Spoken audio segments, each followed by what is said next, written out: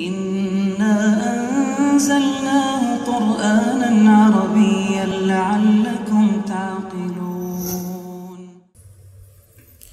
Bismillahirrahmanirrahim. Assalamualaikum warahmatullahi wabarakatuh. Alhamdulillah, wassalatu wassalamu ala rasulillah wa ala alihi wa sahbihi wa mawalah, wala hawla wala quwata illa billah wa ba'du.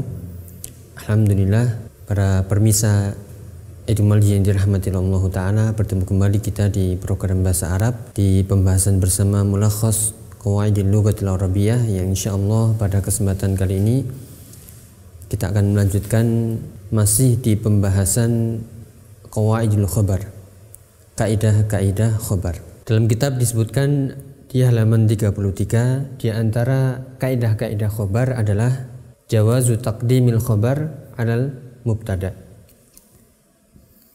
Yang akan kita bahas khususnya di poin yang kelima, jawazu taqdimil khabar alal mubtada. Bolehnya mendahulukan posisi khabar daripada mubtada. Kaidah asalnya mubtada itu di awal, misalnya al masjidu wasi'un, masjid itu luas. Al masjid mubtada, keadaannya marfu' wa alamatu rafihi, dan tandanya dhammah. Ya, wasi'un khabar, keadaannya marfu' wa alamatu raf'ihi dhammah juga. Akan tapi dalam pembahasan di sini hukumnya boleh merubah posisi dari yang di depan mubtada, yang di belakang khabar, maka kita balik posisinya, khabar di depan dan mubtada'nya di belakang. Hukumnya di sini ada yang boleh, ada yang wajib. Yang pada kesempatan kali ini kita akan membahas yang jawaz dulu, yang boleh dulu. Ada 3 persyaratan kapan posisi khobar boleh diletakkan di depan. Syarat yang pertama, penulis mengatakan boleh meletakkan, yaitu taqdimil khobar alal mubtada', mendahulukan posisi khobar daripada mubtada. Yang pertama adalah jika urida i'ta'us sadarah lima'nal khobar. Kalau kita ingin, yaitu mendahulukan makna khobar daripada makna mubtada, maka boleh kita dahulukan. Contohnya di kitab disebutkan, yaitu mamnu' tadkhin. Ini kalau kita kasih harokat, mamnu'un at-tadkhinu. Posisi asalnya adalah at-tadkhin mamnu'un. Ya, posisi asalnya adalah at-tadkhin mubtada, mamnu'un khabar. Merokok dilarang. Tapi jika kita ingin memberikan makna khabar lebih dahulu, yaitu kita ingin i'ta'us sadarah, yaitu mendahulukan makna dari khabarnya ini, maka boleh kita mengatakan mamnu'ut tadkhin, mamnu'ut tadkhinu. Ini bukan di kasrah tapi harus dhammah. Kenapa? Karena ini posisinya adalah asalnya at-tadkhin mamnu'. Ya, jika kita ingin mendahulukan makna khabarnya itu. Contoh yang lain misalnya, yaitu mughlaq ad-dukan, misalnya ad-dukanu mughlaqun. Kita ingin mendahulukan makna mughlaqnya, yaitu tutup. Mughlaq ini artinya adalah tutup. Kalau ini kita ingin mendahulukan makna mamnu'nya, agar orang ketika mendengar mamnu' langsung dilarang. Apa yang dilarang? Merokok. Jadi di sini posisinya mamnu'un at-tadkhinu, mamnu'un khabar muqaddam, khabar yang didahulukan dalam keadaan marfu', tandanya adalah dhammah. At-tadkhinu mubtada muakhir, mubtada yang diakhirkan, marfu' dan tandanya juga dhammah. Yang asalnya posisinya adalah at-tadkhinu mamnu'un. Demikian juga ini mughlaqun ad-dukan, asalnya adalah ad-dukan mughlaq, toko itu tutup, tapi kita ingin mendahulukan makna mughlaq, sehingga kita mengatakan mughlaqun ad-dukkan, yaitu tutup tokonya. Maka di sini mughlaqun khabar muqaddam marfu' wa alamatu rafihi dhammatun zahiratun fi akhirih dhammah. Kemudian ad-dukkan ini mubtada yang muakhir, mubtada yang diakhirkan dalam keadaan marfu' dan tanda rafa'nya adalah dhammah. Ini syarat yang pertama. Jika kita menginginkan i'ta'u sadarah li ma'nal khabar. Jika kita ingin mendahulukan makna khabar, maka boleh didahulukan posisinya seperti ini. Dengan tetap kaidahnya setiap khabar pasti dia marfu' dan dia harus nakirah. Kita lihat ini tetap nakirah, ini juga tetap nakirah. Itu yang pertama. Kemudian yang kedua, kapan khabar boleh didahulukan? Yaitu ketika antara mubtada dan khabar didahului oleh harfu istifham atau harfu nafyin, dan khabarnya ini harus berbentuk sifat. Kita ulangi.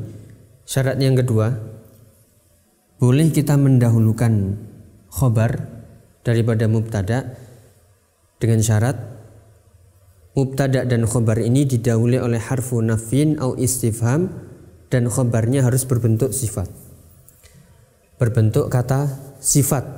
Ya, kata sifat ini contohnya misalnya anta qaimun. Ini posisi normal ya. Posisi normal ketika mubtada dan khabar. Mana mubtadanya? Mubtadanya yang ini anta, qaimun khabar. Ini posisi normal. Mubtada, khabar, dan qaim ini berbentuk sifat. Wasfun berbentuk kata wasf. Apa itu wasfun? Kata yang bisa diambil dari fi'ilnya. Kalau ini berbentuk isim fa'il. Ya, bukan berbentuk isim jamid yang tidak ada asal muasal fi'ilnya. Apakah ini boleh mendahulukan dengan mengatakan qaimun anta? Boleh, dengan syarat dahulukan qaim di sini, qaimun anta, tapi harus ditambahkan harfu istifham atau harfu nafyin. Kita dahulukan dengan harfu istifham. Jadi kita mengatakan aqaimun anta. Ya, aqaimun anta menjadi kata tanya. Maka susunan kata aqaimun anta, kalau kita ditanya mana khabarnya, khabarnya adalah, ingat posisinya seperti ini. Ini khabar, kemudian ini mubtada. Jadi a di sini harful istifham, ya harfu istifham untuk bertanya. Qaimun ini khabar muqaddam, khabar yang didahulukan. Kenapa?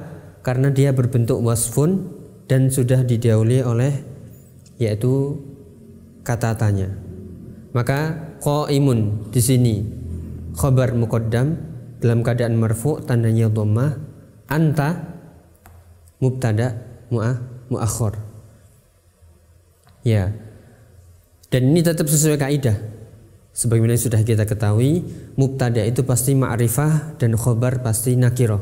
Kita lihat mubtadanya muakhir berbentuk ma'rifah dari dhamir, sedangkan khabarnya nakirah, dia berbentuk wasfun, dia tetap dalam keadaan nakirah. Aqaimun anta. Ya. Ini syarat yang kedua, yaitu harus didahului oleh nafyun atau istifham, dan syaratnya khobar harus berbentuk wasfun. Contoh yang lain misalnya asaimun huwa, asaimun huwa. Ini juga apakah dia berpuasa? Kalau ditanya mana mubtadanya, mubtadanya bukan shaimun tapi huwa, mubtada yang diakhirkan. Mana khobarnya? Shaimun, khobar yang muqaddam, khobar yang didahulukan. Kenapa? Karena berbentuk wasfun khobarnya dan sudah terpenuhi syarat didahului oleh istifham, oleh tanya, oleh kata tanya. Maka as-shaimun huwa, khobarnya adalah shaimun, khobar muqaddam dalam keadaan marfu' dan tandanya dhammah. Huwa, dia isim ma'rifah, yaitu dari dhamir yang fungsinya mubtada muakhir, yaitu mubtada yang diakhirkan. Ayyuhal ikhwah rahimani wa rahimakumullah, itulah syarat yang kedua, jawazu taqdimil khobar 'alal mubtada, boleh mendahulukan posisi khobar daripada mubtada. Syarat yang kedua adalah harus didahului nafyun atau istifham, dan syarat khobarnya harus berbentuk wasfun atau sifat. Kemudian yang ketiga, apa syarat yang ketiga? Kita tulis di sini. Syarat yang ketiga adalah dikatakan oleh mu'alif, idza kana al-khabar shibhul jumlah. Idza kana al-khabar shibhu jumlah wal mubtada ma'rifah. Lihat syarat yang ketiga, kita ingatkan dulu dengan shibhul jumlah. Shibhul jumlah contohnya misalnya fil masjid atau amamal bait. Ya, fil masjid amamal baiti. Ini adalah shibhul jumlah. Telah kita ingatkan kemarin, shibhul jumlah ini mirip seperti jumlah, akan tapi dia bukan jumlah ismiyah, bukan pula jumlah fi'liyah. Dan sudah kita ingatkan kemarin hakikat dari jumlah shibhul jumlah ini. Misalnya kalau kita mengatakan Muhammadun fil masjid, Muhammadun fil masjid, pada hakikatnya khobarnya bukan fil masjid, tapi Muhammadun kainun au mustaqirrun fil masjid. Jadi khobarnya itu dia khobar yang tersembunyi, dan takdirnya aslinya adalah kainun atau mustaqirrun. Sedangkan fil masjid, ya ini untuk melengkapi, yaitu sebagai shibhu al-jumlah. Kita kembali ke pembahasan khobar. Ini kita anggap khobarnya berbentuk shibhul jumlah, sesuai apa yang dikatakan penulis, shibhul jumlah fil masjid atau amamal baiti. Apakah boleh mendahulukan shibhul jumlah ini daripada mubtada? Boleh, dengan syarat, yaitu mubtadanya harus ma'rifah sesuai kaidah. Contohnya kalau kita tulis seperti ini, fil masjidi al imam. Ya, fil masjidi imam. Fil masjidi imam. Kalau kita ditanya manakah mubtadanya, jelas al-imamu ini mubtada. Kok posisinya di belakang? Ya, karena dia mubtada yang muakhir, mubtada yang diakhirkan. Kenapa? Karena sudah ada shibhul jumlah. Shibhul jumlah di sini didahulukan, yang posisi aslinya adalah al-imamu fil masjid. Posisi aslinya ini shibhul jumlah, kita mungkin kasih tanda. Asalnya adalah al-imamu fil masjid. Posisi asalnya adalah al-imamu mubtada, fil masjid shibhul jumlah sebagai khobar. Meskipun tadi sudah kita sebutkan, sebenarnya khobarnya ini bukan fil masjid, tapi ada sesuatu yang tersembunyi sebelum fil masjid, yaitu al-imamu kainun atau mustaqirrun fil masjid. Inilah khobarnya tapi disembunyikan. Ini asalnya al-imamu kainun, ada fil masjid, di masjid. Al-imamu mustaqirrun, menetap di masjid. Cuman di sini pembahasannya, boleh kita mendahulukan shibhul jumlah ini menjadi di depan dengan mengatakan fil masjidil imamu. Ya, fil masjidil imamu, dengan syarat mubtada'nya harus ma'rifah. Gak boleh kita mengatakan fil masjidi imamun. Nanti tidak ketahuan mana mubtada'nya. Contoh yang lain, amamal qadi qailul haq, qailul haqqi. Ya, amamal qadi qailul haqqi. Seperti dalam kitab disebutkan amamal qadi, ini susunan syibul jumlah. Dia kita anggap sebagai khobar meskipun ada sesuatu yang tersembunyi yaitu kainun dan mustaqirun. Qailul haq ini sebagai mubtada yang muakhir. Mubtada yang muakhir yang tidak diakhirkan. Posisi aslinya adalah qailul haqqi amamal qadi. Yang mengatakan al-haq, pemilik al-haq itu di depan qadi, di depan hakim. Posisi asalnya adalah qailul haqqi amamal qadi. Kalau kita kembalikan ke sini, qailul haqqi kainun au mustaqirrun amamal qadi. Tapi boleh kita dahulukan syibul jumlah amamal qadi qailul haqqi. Hukumnya di sini adalah boleh. Itulah ayyuhal ikhwah rahimani wa rahimakumullah, di pembahasan jawazu taqdimil khabar al mubtada, bolehnya kita mendahulukan posisi khobar yang seharusnya di belakang menjadi di depan dengan 3 syarat.